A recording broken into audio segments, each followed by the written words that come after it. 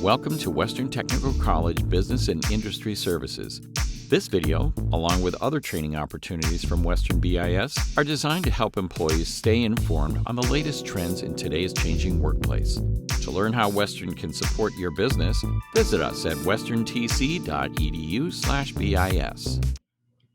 We solve problems every day, right? Your child loses his backpack. Your garage door won't open. You don't know what you're going to have for breakfast.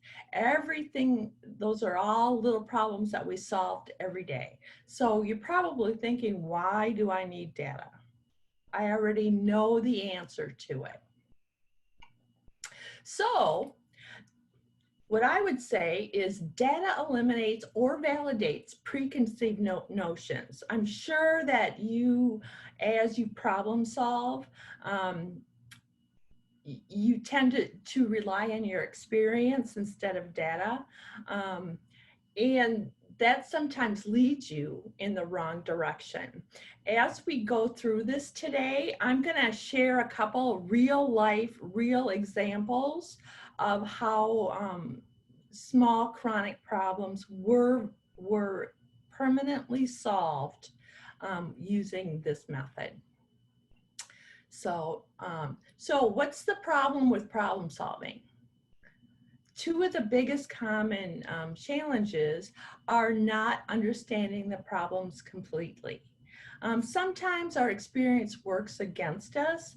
Again, I've been in the workplace for 20 years. I know it's a problem, and I know what the solution is. I am guilty of that every day. Also, identifying solutions before you fully understand the nature of the problem can lead to, you'll solve something. It may not be the problem though, it may be just a symptom of the problem, if that makes sense to you. So I have a question for everybody, and I know everybody's muted, but I want you to see this. Is this a problem, do you think? I'll give you just a couple minutes. Okay, so normally when I first saw this, I said, absolutely, that's a problem. That doesn't look good at all. But I didn't have the details. Turns out that was a boat designed to look like that. So that's where we get data. The data comes in. It helps to validate or eliminate our preconceived notions. So step one, what do we want to do when we're problem solving? We want to state the problem. So I'm going to give you a little example here of a real problem that was solved using this. So I worked with a group of problem solvers, and this happened to be on an overhead crane. The overhead crane would randomly get stuck halfway through, and these are big overhead cranes, would get stuck, and the only way to get it unstuck was to crash another crane into it. Now that's not very safe, right? Not a good solution at all. This had been a chronic problem over the years for many years. What had happened in the past is they brought in a repair company to look at the problem. It would go away for a while. It would come back. The consensus by the time I got involved was, well, this crane has lived its life. We need to replace it. And we're talking tens of thousands of dollars to potentially $100,000 investment. But everyone was pretty sure that there was nothing more we could do with this crane. So I sat with the group, and they showed me the schematics of the crane, gave me all the details of when it was installed, what it's used for, all that stuff. About 20 minutes later, they had finished, and I asked them, three questions, because they had data, but they didn't have the data that I was interested in.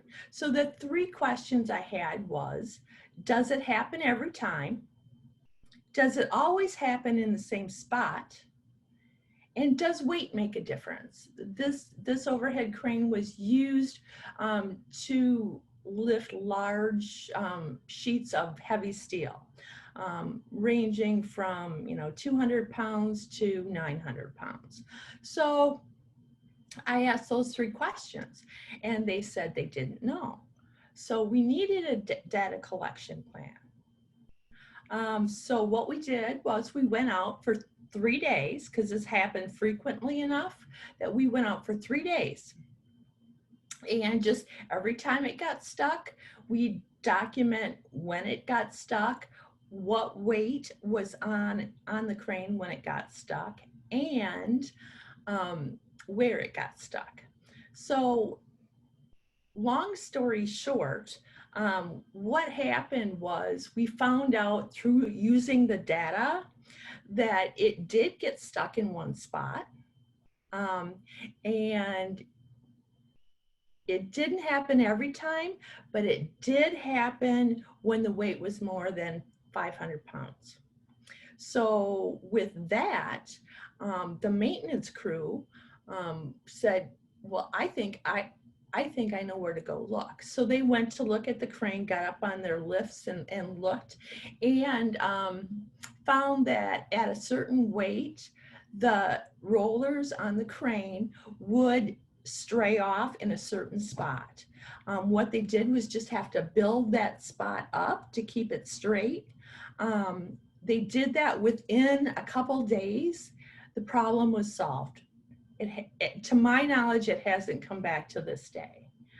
So we went from using our experience saying this crane has lived its life, time for an investment, to no, this is totally fixable. We can fix this. We have a good piece of equipment here. It just needs a little bit of help. So I'm hoping that gives you some perspective here. So when we're problem solving, you really want to use your data to understand the nature of the problem. What happened in the example I just used was that the people that were the problem solvers were very, very close to the problem. So they didn't have the perspective that I did and ask those questions. So when you're starting your problem solving journey, state the perceived problem. What is it? In this case, it would be our crane gets stuck and it's unsafe in its current condition. Step two, what do you know about the current state of it? And again, going back to the three questions I ask, how often does it happen? Does it happen every time? Where does it happen? And at what weights does it happen at? And so you start to gather that data, just like I said, over the three-day period. So the data collection plan was not sophisticated at all. It was tick marks on a piece of paper. Now you can have something more sophisticated, but for people that work on a frontline level, they might not have access to that. This philosophy will still work for them. They can use paper and pencil to gather their data. The other thing I wanted to mention is that the data might already exist. In a bigger scope, we had another piece of equipment. It was a big machine that was frequently breaking down. A shaft was breaking. Every time the shaft broke, $20,000 it cost. And the shaft had to come from Germany, and it took months to get. We couldn't understand why all of a sudden this shaft, we were going through so many of them. Again, we met as a team. The team suggested that perhaps that piece of equipment had lived its useful life and we needed to think about replacing it. We went to our data. That machine, every time it had something wrong with it, it would give us a code. So we went to the computer, pulled out all the codes for that piece of equipment, and found a commonality. It threw codes quite often, but we didn't really understand the code, so we would just clear it and make it keep running. We started to look at what codes were most common. And once we did that, we found out again, this had to do with weight. As our product got bigger and heavier, we started the machine extremely fast. So the weight of the metal would cause stress on the shaft. Eventually that shaft would break. So all we had to do was start that slower. And again, the problem went away forever. Another example of how using data, either existing or something that you gather yourself, will help you go to the root cause and get you on the right path. So data collection. This is part of the problem solving paradigm that sometimes people have a little bit of problem with, because they want to go right to the solution. I know what the solution is. But it does help to make a data collection plan so you can go slow to go fast. Once you have the data, it zeroes you in on exactly where you think where the root cause is. A well-defined data collection plan will improve the likelihood that the data is useful and meaningful. I have another example of using this same the same method. This is a transactional example. So I worked with a team that had a quoting process. They wanted to quote from time they got the request to quote to the time they returned it to their potential customer, 5 days. They very rarely ever hit it. And for many years, it wasn't really a problem because they were really busy. But as they started to slow down, they started to wonder why they weren't getting these jobs. Well, once they started looking at the data, we found that we had a whole bunch of quotes that we never did respond to the customer. And so as we got into the problem, we talked about, of course, the people on the team, solutions. They wanted to go to solutions right away. So we talked about it, and the solution, everybody pretty much agreed we needed more people. It was because people had left and we didn't replace them. And it was just, that was the reason. So again, we went back to our data collection. What do we know about it? When a quote is late, why? Why does it get late? There's a bunch of problems. What's the most prevalent problem? So we had to go collect data. We didn't have that. What we did was we took a couple of quotes and we tracked them through the process for a week. Come back and looked at it. A couple made it through, but the majority of them did not on time. So we started asking questions. Using our data, we looked at where each of the quotes got stuck in the process. We found out that the real root cause of the quote process was not that we needed more people, that everybody wasn't aligned on dates. Everybody was working. They got it off their desk when they got it off their desk. If someone was on vacation or ill that day, that quote sat on their desk until they came back. So the solution that we eventually came up with was just using a just very simple Excel program that we had our IT people help us with, used an oMonitor, and we created a flow. So when all the quotes were identified by their number, you could go in and see exactly where that quote was in the 5-person process. It had to go through 5 people before it came out the other end and was ready to send to the end customer.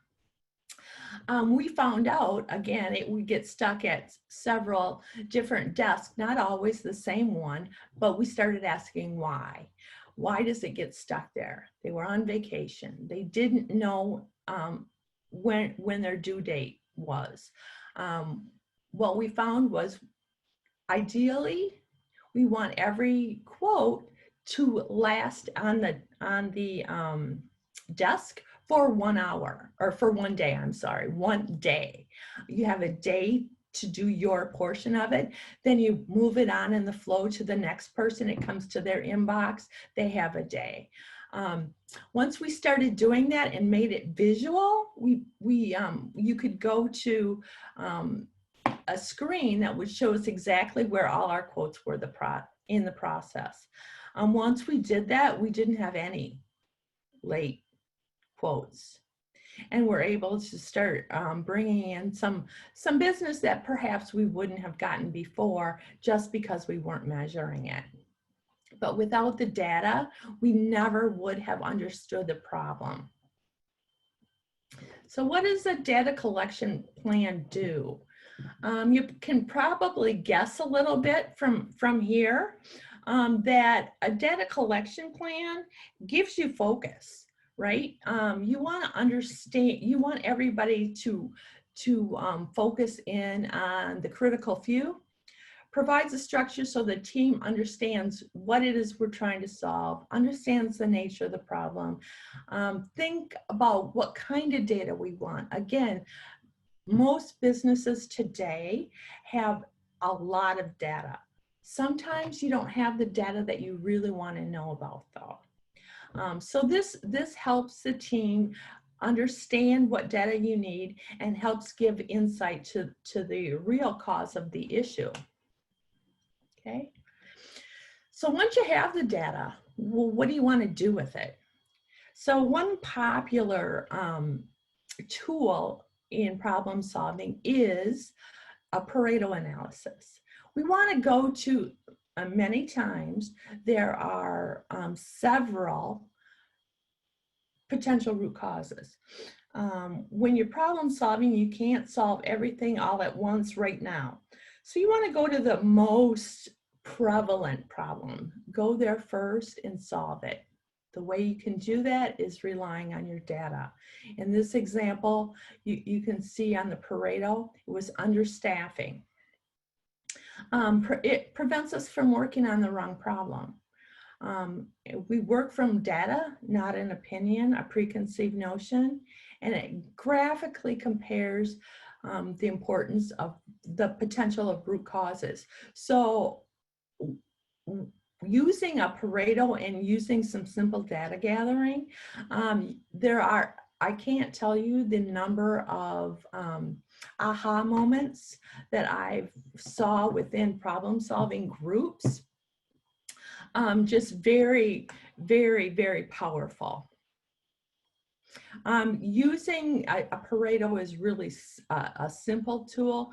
You know, there are data analysis tools that are way more complicated and sophisticated. And for those that are comfortable using them, certainly do. But if you have people, these can even be hand-drawn, again, on frontline jobs that you want involved in the problem-solving process and the data gathering process. This can just be drawn out. They don't even need a computer. So I'm just about done already. So the summary is data giving data will give the problem solving direction. Again, in the examples that I've shared with you today, it gives you the right direction to go in. We might have always gone in the wrong direction. Many times when I work with problem solving groups, when I first come into the conversation, they will tell me two things. They'll tell me, I know what the problem is and I know what the solution is. And the solution is more people, more equipment, or new equipment. Very rarely is that the root cause. Now, they could get more people. Without data, adding more people and not understanding the problem just muddies the water. So it's hard. More people will make it harder to see the root cause, if that makes sense to you. Use data to focus your efforts on the biggest problem. Again, we can't all solve world hunger by Friday. So we have a lot of problems to solve in the workplace. What's the biggest problem we need to solve today? Go back to your data, it will help you. Data collection doesn't have to be overly complicated. Again, it might be just tick marks on a piece of paper. It may be a sophisticated database that you have access to. Speaking of the code example that I used, we already had an extensive database. What we had to do was dig into it and understand what it was telling us. So again, you can collect it. It can be simple, or you may already have it and you need to analyze it. Before you go on to a solution in the problem-solving paradigm, you want to make sure that you understand everything you need to know about the problem as it exists today. So methods of collection, there's a lot of methods. Again, you can go out and look. Observations, they're good. Interviews. Go out and talk to where the problem is happening. What happened here? Tell me, you know, what happened right before this process failed. Questionnaires. Those are very popular, especially on the administrative side, to understand what issues are bothering a certain department. And from there, they can start to dig into the root cause. And of course, there's always existing databases. We're lucky enough today to have computers that have pretty extensive data, and that will go a long way in starting your journey of collecting data for problem solving. Thank you for viewing this video from Western Technical College Business and Industry Services. Learn more about the hundreds of training and development opportunities available for your employees at westerntc.edu/BIS.